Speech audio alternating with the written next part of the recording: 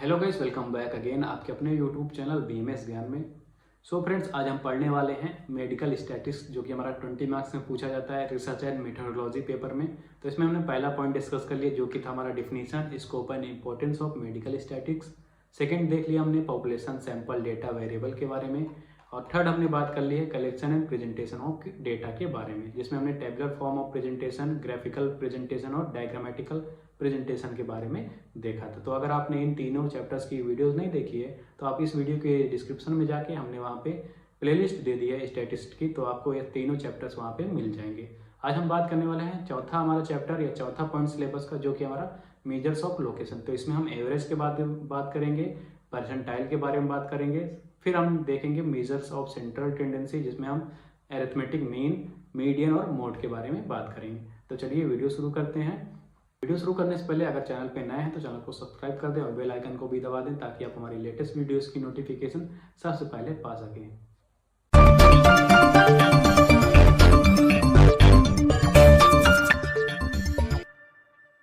तो सबसे पहले बात कर लेते हैं इस चैप्टर में हमको क्या क्या पढ़ना है। तो एवरेज के बारे में पढ़ना है, परसेंटाइल के बारे में, मीन, मीडियन और मोड के बारे में। तो एवरेज के अंतर्गत ही ये मीन, मीडियन और मोड आते हैं, उसके बारे में हम आगे वीडियो में देखेंगे।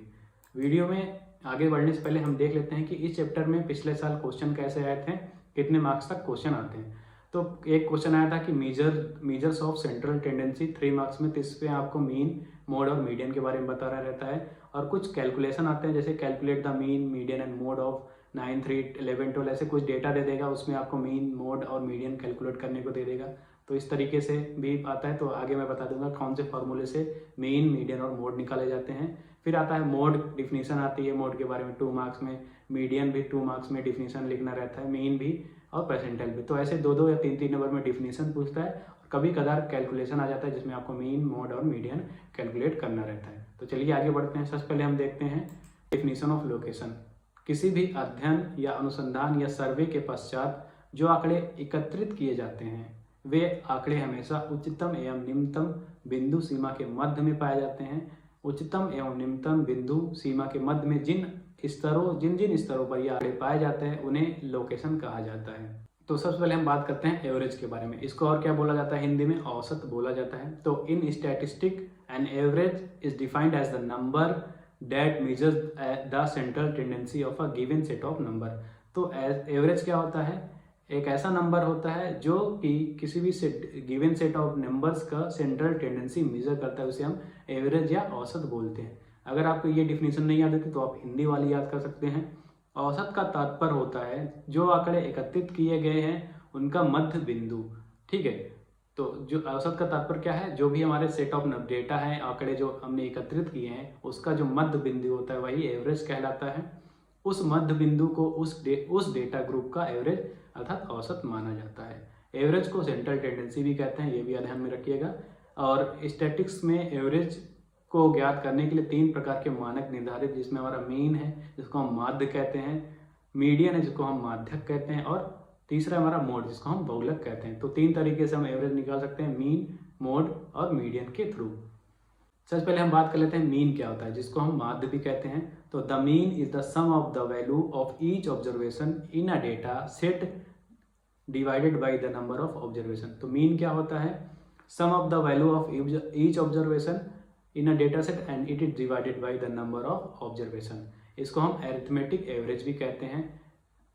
अगर आपको ये इंग्लिश वाली डिफिनीशन नहीं याद आती तो आप हिंदी वाली याद कर सकते हैं। दी हुई श्रेणी के सभी प्राप्तांकों की कीमतों का योग करके उसे प्राप्तांकों की कुल संख्या से विभाजित करने पर जो कीमत मिलती है उसे मीन या माध्य कहते हैं, जिसे संकेत में x से दर्शाया जाता है। तो इसमें इसको x बार से दर्शाया जाता है, मीन को ध्यान में रखना। आइए हम देखते हैं इसका जो क्वेश्चन जैसे पूछा जाता है तो कैसे कैलकुलेट करना है।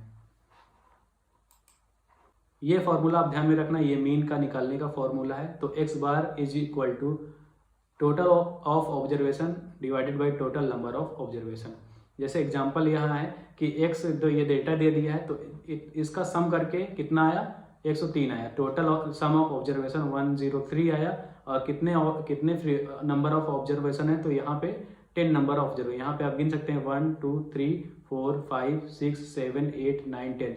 तो 103 डिवाइडेड बाई 10 इक्वल टू 10.3। तो ये हमारा मीन निकल आया। ठीक है, अब हम बात करते हैं माध्यक के बारे में, जिसको हम मीडियन भी कहते हैं। When all observation of variable are arranged either in increasing or decreasing order, the middle observation is called median. It divides observation into two equal parts, one less than median and other greater than median. ठीक है, तो जब भी किसी observation को हम increasing या decreasing order में अरेंज करते हैं तो उसमें जो मिडिल वाला ऑब्जर्वेशन रहता है उसको क्या कहते हैं, मीडियन कहते हैं। और ये मीडियन क्या आता है, दो ऑब्जर्वेशन को दो पार्ट में बांट देता है, एक जो मीडियन से लेस होते हैं, एक पार्ट जो मीडियन से ग्रेटर होते हैं। ठीक है, तो अगर ये नहीं याद होता इंग्लिश वाली डिफिनेशन तो हिंदी वाली याद कर सकते हैं कि माध्यक ज्ञात करने के लिए श्रेणी के सभी प्राप्तांकों को उनकी कीमत के अनुसार असेंडिंग या डिसेंडिंग सीरीज में रखा जाता है, और जो प्राप्तांक श्रेणी के मध्य में आता है उसे माध्यक या मीडियन कहा जाता है। और इसको m से इंगित या दर्शाया जाता है, मतलब इसको m से लिखते हैं, प्रेजेंट किया जाता है। आइए हम देखते हैं इसके एग्जाम्पल के बारे में। तो यहाँ पे आप जैसे देख सकते हैं कि एग्जाम्पल दिया है, कुछ डेटा दिया है 268753। तो सबसे पहले क्या करना है, सारे डेटा को हमको असेंडिंग या डिसेंडिंग ऑर्डर में अरेंज करना है। तो यहाँ पे हमने असेंडिंग ऑर्डर में अरेंज कर लिया। तो जैसे 2 3 5 6 7 8 10, तो ये बीच वाला नंबर ही मीडियन कहलाएगा। जैसे यहाँ पे 6 बीच में आ रहा है दोनों तरफ से, तो मीडियन कहलाता है। तो इसके लिए फॉर्मूला भी लगा सकते हैं, m = n+1/2, जहाँ पे n क्या हो गया हमारा, फ्रीक्वेंसी कितने नंबर्स हैं। तो यहाँ पे 7 है, 1 2 3 4 5 6 7, तो ये 7 हो जाएगा। 7 + 1/2 तो क्या हो जाएगा, 8/2, तो कितना हो जाएगा 4। तो चौथी कीमत पे कौन सा नंबर आ रहा है, मतलब चौथे नंबर पे असेंडिंग ऑर्डर में चौथे नंबर पे कौन सा नंबर आ रहा है, 6 आ रहा है। तो ये मीडियन जो हो जाएगा वो 6 हो जाएगा। ठीक, इसके बाद हम बात करते हैं मोड के बारे में, जो कि हम जिसको बोलते हैं बहुलक। तो mode is also one of the measures of central tendency. The observation that occurs most frequently in the data is called mode of the data. In other words, the observation with maximum frequency is also called as mode of the data. तो जो data में जो ज़्यादा बार number repeat हो रहा है उसे हम बहुलक या मोड कहते हैं। या दूसरे टर्म में ये कह सकते हैं कि ऐसे ऑब्जर्वेशन जिसकी फ्रीक्वेंसी सबसे ज़्यादा हो, मैक्सिमम फ्रीक्वेंसी वाला जो हो, उसे ही हम मोड कहते हैं। ठीक, अगर हिंदी में बात करते हैं तो हिंदी में क्या है, बहुलक प्राप्तांक का वह मान होता है जो बार बार घटित होता रहता है, इसे ही हम मोड या बहुलक कहते हैं। तो यहाँ पे हम एग्जाम्पल के थ्रू समझ लेते हैं। तो इसका जो फॉर्मूला होता है मोड का वो होता है z = 3m - 2x। तो अगर हम सिंपल जो क्वेश्चन आता है उसके बारे में बात करते हैं, जैसे यहाँ पे पहला एग्जाम्पल दिया है, ये 12 15 13 10 12 15 20 18 15। तो यहाँ पे सबसे ज़्यादा कौन सा नंबर रिपीट हो रहा है, तो यहाँ पे नंबर रिपीट हो रहा है 15। तो ये जो सबसे ज़्यादा नंबर रिपीट होगा वो होगा हमारा मोड। एक तरीका ये होता है निकालने का, और दूसरा तरीका होता है हम ये फॉर्मूला के थ्रू। अगर जैसे यहाँ पे दिया है 2 3 6 8 20 12 10, इसमें कोई भी नंबर एक से ज़्यादा बार रिपीट नहीं हुआ है, तो इसको कैसे निकालेंगे। तो सबसे पहले इसको हम असेंडिंग ऑर्डर में, असेंडिंग सीरीज में अरेंज कर लेंगे, जैसे 2 3 6 8 10 12 और 20।